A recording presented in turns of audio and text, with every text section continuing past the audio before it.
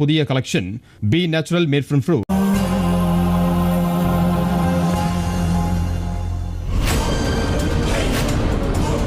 உன்னை சரி பண்ணது உன் துர்க்கையம்மன் இல்ல, இந்த பாதாள தேவிதான் புரிஞ்சு பசிமா. எவ்வளவு சந்தோஷப்படணுமோ பட்டுக்கோ. என்ன கூடிய சீக்கிரத்துல உங்களுக்கு அழுகிறத தவிர வேற எதுவுமே இருக்காது. என்ன பண்ண போறேன்னு பாருங்க.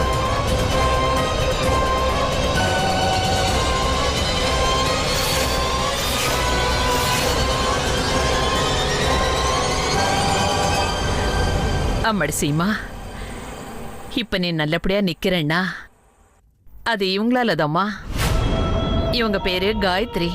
இவங்களுக்கு நன்றி சொல்லுமா.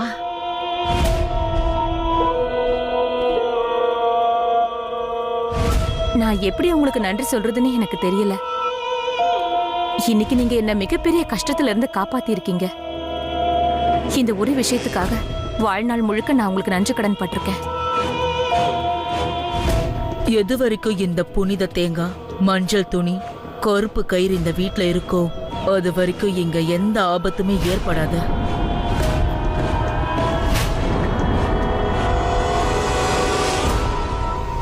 இந்தாங்க, இத உங்க கையாலேயே நீங்க இங்க வச்சிடுங்க.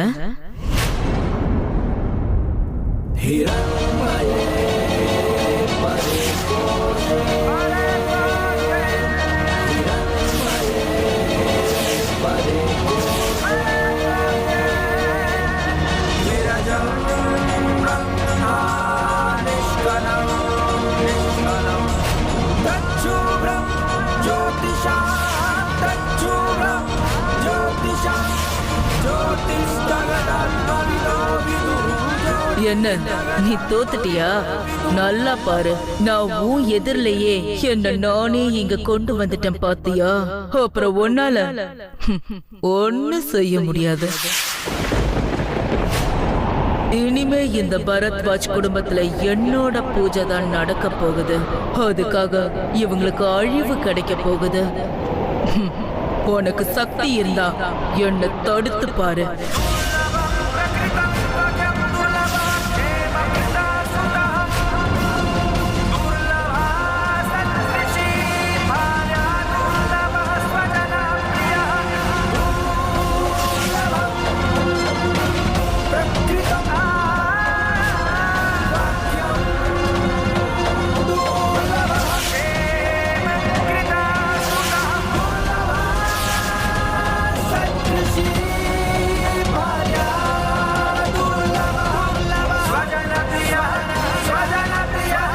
இப்ப வேணா நீ உன் அம்மன் தாய் முன்னாடி தலை குனிஞ்சு வணங்கலாம்.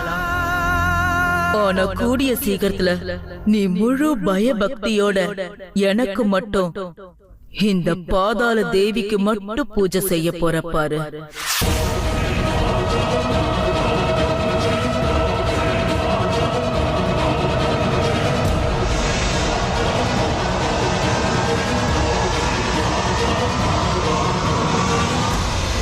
நீங்க சீமாவை குணப்படுத்திட்டீங்க. நீங்க செய்த உதவிக்கு நாங்க ரொம்ப நன்றி கடன் பட்டிருக்கோம். அதனால நீங்க மறுக்காம இந்த அன்பளிப்ப நீங்க கட்டாயம் வாங்கிக்கணும். ஆமாங்க காயத்ரி, நீங்க இந்த பரிசை ஏத்துக்கிட்டீங்கன்னா நாங்க எல்லாரும் சந்தோஷப்படுவோம். இங்க பாருங்க, ஒருவேளை நாங்க யாரையாவது காப்பாத்தணும்னு கடவுள் எங்களுக்கு வரம் கொடுத்திருந்தா அப்ப நாங்க அதை செஞ்சுதான் ஆகணும். மத்தவங்களுக்கு நன்மை செய்யணும். அததான் நான் இப்போ செஞ்சிருக்கேன். இருந்தாலும் இந்த பரிசை உங்க எல்லாரோட அன்பா நினைச்சு நான் வாங்கிக்கிறேன். ரொம்ப நன்றி. இப்ப நீங்க சம்மதிச்சதுனால இந்த அன்பளிப்பை உங்களுக்கு கொடுக்கறத நான் எங்க பரம்பரை வழக்கப்படி கொடுக்கலான்னு நினைக்கிறேன். உமா,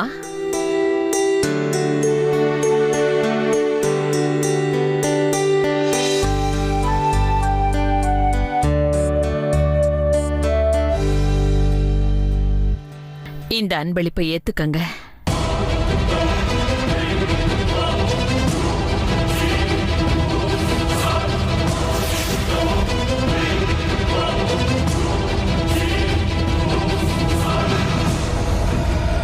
யார் இவங்களோட சந்தோஷத்தெல்லாம் பறிக்க வந்திருக்காளோ அவங்களுக்கு போய் இவ்ளோ மரியாதை செய்றாங்க. இதுக்கு பின்னாடி அவளோட நோக்கம் என்னன்னு தெரியலையே.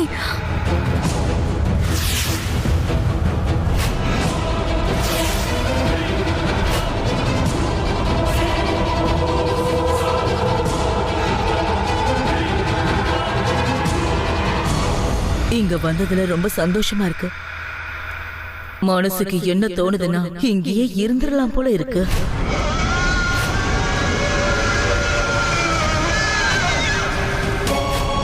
எல்லாரும் நிம்மதியா இருங்க. எந்த தீய சக்தி சீமாவை ஆட்டி படிச்சிட்டு இருந்துச்சோ நான் அதை அழிச்சு உங்க சீமாவை அழிவுல இருந்து காப்பாத்திட்டேன். இனிமே சீமாவோட எதிர்காலம் பிரகாசமா இருக்கும்.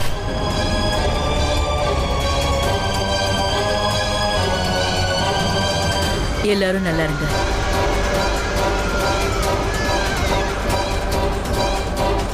சரி, நான் இப்ப கிளம்புறேன். வாங்க வாங்க.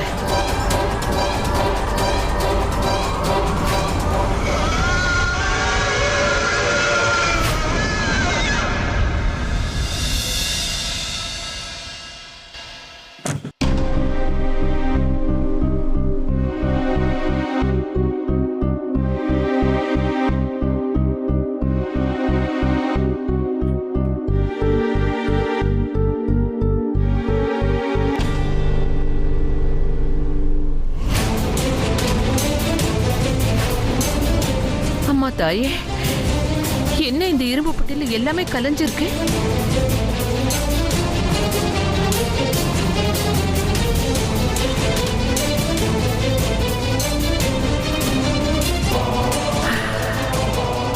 எல்லாமே இருக்கு.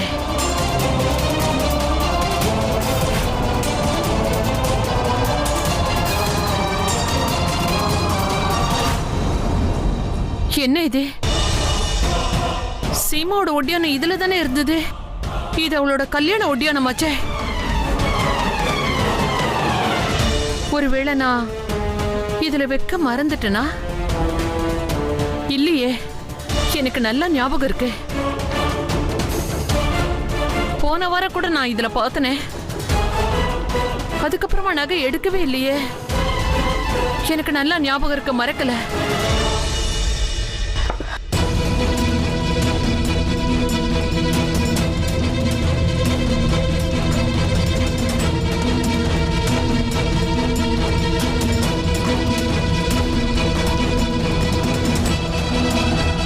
சீமா கிட்ட கேட்டு பார்க்கலாம்.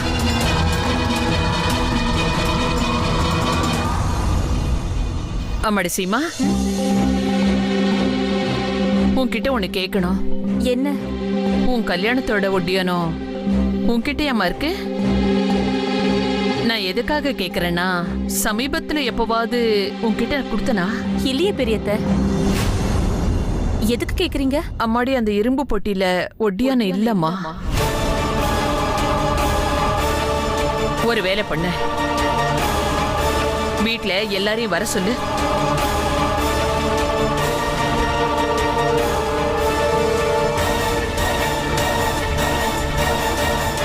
இந்த மாதிரி எப்பவுமே நடந்தது இல்லையே. கல்யாணத்தோட ஒட்டியானம் எப்படி காணாம போச்சு? இது நல்ல அறிகுறி இல்ல. அம்மா தாயே, நீதாம்மா காப்பாத்தணும்.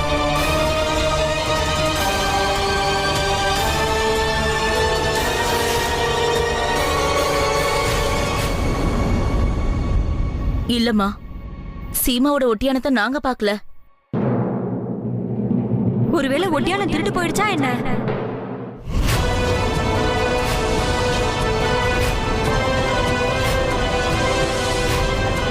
அம்மா தாயே, என்னை காப்பாத்து. யாரும் என் மேல சந்தேகப்படக்கூடாது. இல்லம்மா அம்மா, அந்த இரும்பு பெட்டிக்குள்ள காசு, பணம், நகை எல்லாமே வச்சிருக்கேன். அது எல்லாத்தையும் விட்டுட்டு திருட ஒட்டியானத்தை மட்டும் எடுத்துட்டு போவானா? அப்படியெல்லாம் நடக்குமா என்ன? கண்டிப்பா நடக்கும். ஒருவேளை பதட்டத்துல திருடன் கையில என்னென்ன கிடைக்கிறதோ எல்லாத்தையும் எடுத்துட்டு போயிருப்பான். இங்க பாருங்கம்மா, இந்த விஷயத்த நம்ம போலீஸ்ட இன்ஃபார்ம் பண்ணியே ஆகணும்.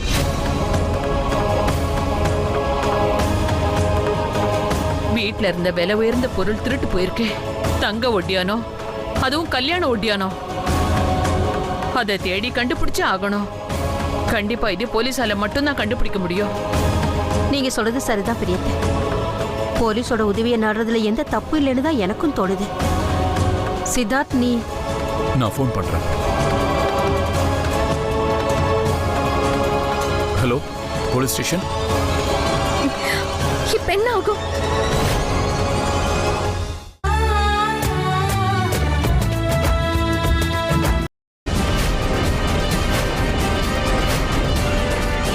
இப்ப நம்ம தெரிஞ்சுக்க வேண்டியது என்னன்னா, ராத்திரி நேரத்துல அம்மாவோட ரூமுக்கு யார் போனாங்கன்னு.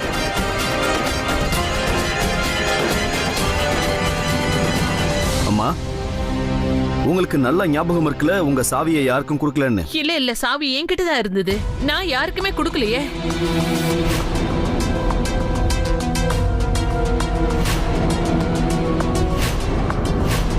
நேத்து ராத்திரி சசி தான் அந்த ரூம்குள்ள போனா. சசி, ஒரு நிமிஷம் என் கூட உள்ள வா. உன்கிட்ட பேச வேண்டியிருக்கு. கொஞ்சம் நில்லுங்க மேடம். சீமா மேடம், ஒருவேளை நீங்க இந்த கேஸை பத்தி ஏதாவது பேச விரும்புனீங்கன்னா இங்க எங்க எல்லார் முன்னாடியும் பேசுங்க ப்ளீஸ். இல்ல, அது வந்து விஷயம் என்னன்னா, அது சசியை நான் நேத்து ராத்திரி பெரியத்தையோட ரூம்ல பார்த்தேன்.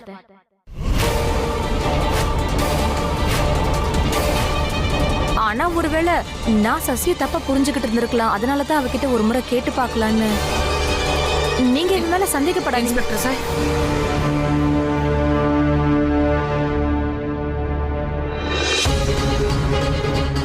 பெரியத்தை, சசி, சீமா என்ன சொல்ற? உண்மையிலே ராத்திரி நீ என்னோட அறைக்கு வந்தியா?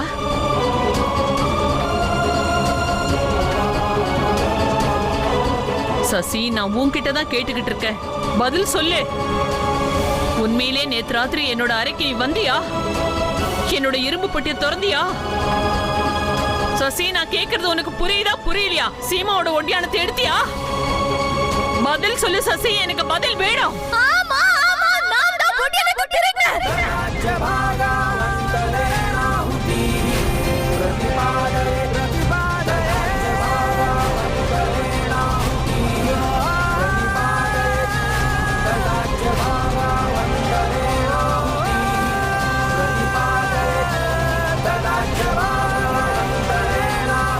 திருண்ணியா? ஏன்? எதுக்கு? உன் பையன் உனக்கு உயிரோட வேணும்னா அப்ப எதை பாத்தியோ அது எல்லாத்தையும் மறந்துடு. எப்படி எப்படி பண்ண முடிஞ்சது சசி உன்னால? சார், நீங்க இங்க இருந்து போலாம். இது எங்க குடும்ப சம்பந்தப்பட்ட விஷயம். நாங்க பாத்துக்கிறோம். It's okay. ஆனா நீங்க ஒருவேளை விருப்பப்பட்டீங்கன்னா நாங்க சட்டப்படி நடவடிக்கை எடுப்போம். அதுக்கு அவசியம் இல்ல.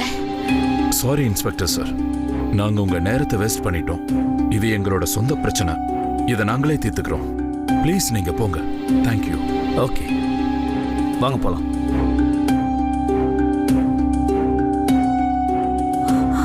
சசி, வெக்கமால உனக்கு? சொந்த வீட்லயே திருடுவியா?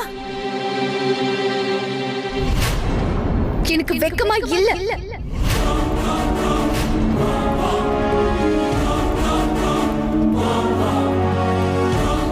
அது மட்டும் இல்லாம எப்ப பார்த்தாலும் நீங்க எல்லாரும் சீமா ரோகிணின்னு சொல்றதுக்கு உங்களுக்கு வெக்கமா இல்லையா?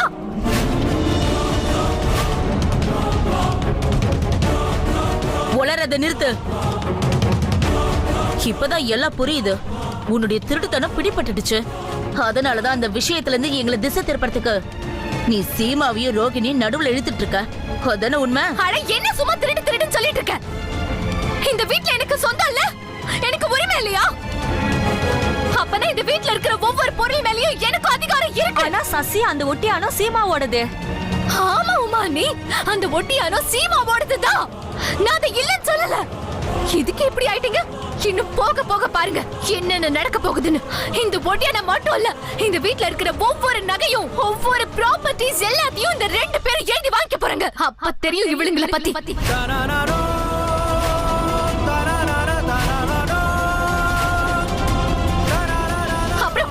அப்புறம் உங்க ரெண்டு பேர்கிட்டயும் எதுவும் இருக்காது. அவங்க ரெண்டு பேருக்கும் நீங்க ஜால்ரா போட்டுக்கிட்டு பஜனை பாடிட்டு இருங்க. சசி, பேசுறது போது நிறுத்து. நீ பேசுறது எல்லாமே தப்பா இருக்கு. சரிதான். நான் சொல்றது உங்களுக்கு தப்பா படுதுல. ஆனா உங்களோட இந்த ரெண்டு மருமகளுக்கு சீமா, ரோகிணி இவங்க என்ன சொன்னாலும் அது கரெக்ட்.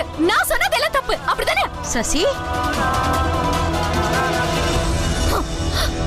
ஒவ்வொரு தடவையும் இந்த வீட்ல என்ன கஷ்டம் ஏற்பட்டாலும் அது இந்த ரெண்டு பேரால் மட்டும் தான் நடந்திருக்கு. எல்லாருக்கும் பெரியது உங்களுக்கும் புருஷனோட உயிருக்கு ஆபத்து ஏற்பட்டிருக்கு. ஆனா இவங்களுக்கு எந்த பிரச்சனையும் வரல. வாய மூடு.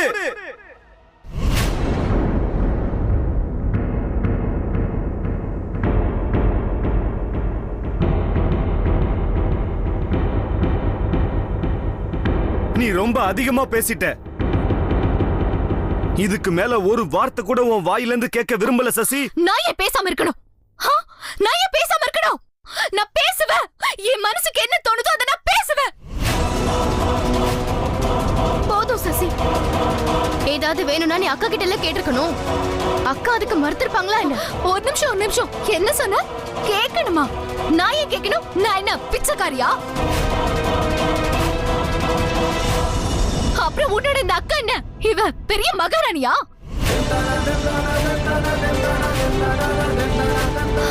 நீங்க ரெண்டு பேரும் இதை தானே விரும்புறீங்க? வீட்ல இருக்கிற எல்லாரும் உங்க பின்னாடியே சுத்திட்டு இருக்கணும். அதானே? உங்க எதுக்கு அப்படியே கை எடுத்து கும்பிட்டு நின்னுட்டு இருக்கணும். அதெல்லாம் இனி நடக்காது. நீங்க எல்லாரும் பாத்துக்கிட்டே இருக்க போறீங்க பாரு. அப்புறம் பெரியத்த நீங்க எல்லாரும் சேர்ந்து இவகிட்ட போய் கை ஏந்தி எனக்கு ரொம்ப பசிக்குது, சாப்பிட ஏதாவது கொடுன்னு நீங்க எல்லாரும் கேட்க வேண்டிய நாள் வரப்போகுது.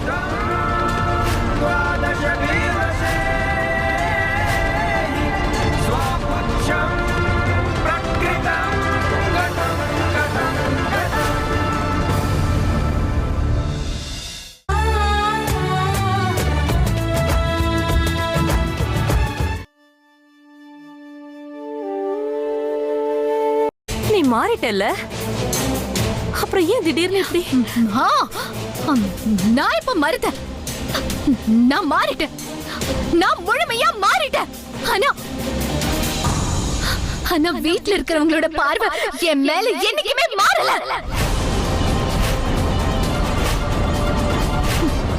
இன்னும் சொல்ல போனா நீங்க எல்லாரும் ஒண்ணா நம்பர் துரோகிங்க. நாங்களா துரோகிங்க? மனுஷனோட உள் மனசு என்னைக்குமே மாறாது சசி. இந்த குடும்பத்தில் இருக்கிற எல்லாரும் உன் மேல எவ்வளவு அன்பு வச்சிருக்காங்க, மரியாதை வச்சிருக்காங்க. எல்லாரையும் நீ ஏமாத்திட்டல. இல்ல சசி, நீ மாறவே மாட்ட. என்னைக்குமே நீ மாற மாட்ட. ஆமா, நான் எப்ப மாறிட்டேன்னு சொன்ன? நான் சொல்லல, இதுக்கு முன்னாடி நான் இப்படிதான் இருந்தேன், எப்பவும் இப்படிதான் இருக்கேன், இனிமேவும் நான் இப்படிதான் இருப்பேன்.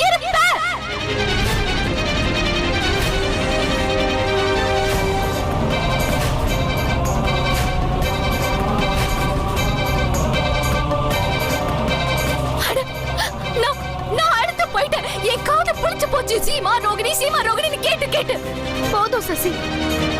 உன் மனசுல ஏன் இங்க எல்லாரும் மேலே எவ்வளவு வெறுப்பு இருக்கு?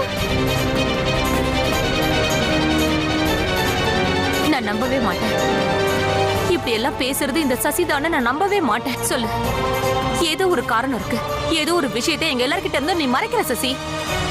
சொல்லு, என்னாச்சு உனக்கு?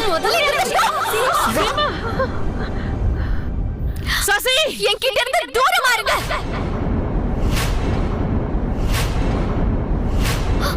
உங்களை வார்ன் பண்றேன். என் பக்கத்துல நெருங்கணும்னு கூட நீங்க நினைக்க கூடாது.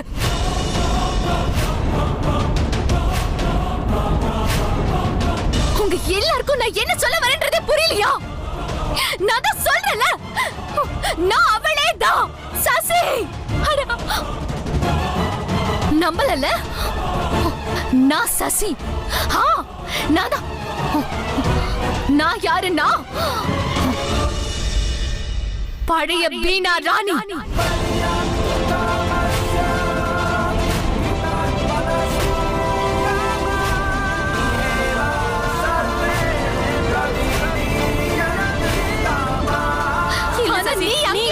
என்கிட்ட இருந்து தூரமா இருக்கணும்னு சொன்னல. நீ நல்லவ மாதிரி நடிக்கிற டிராமா என்கிட்ட வேண்டாம். ரொம்ப ரொம்ப நல்லா இருந்தது 2 நாள் நீ படுத்த படுக்கையா இருந்தப்போ.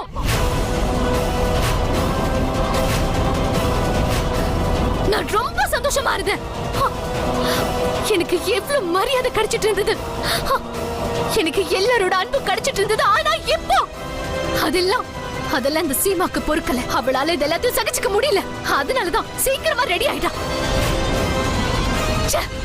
இதுக்கு பதிலா அந்த சீமா வாழ்க்கை பூரா படுத்த படுத்தியாவே இருந்திருக்கலாம். சசி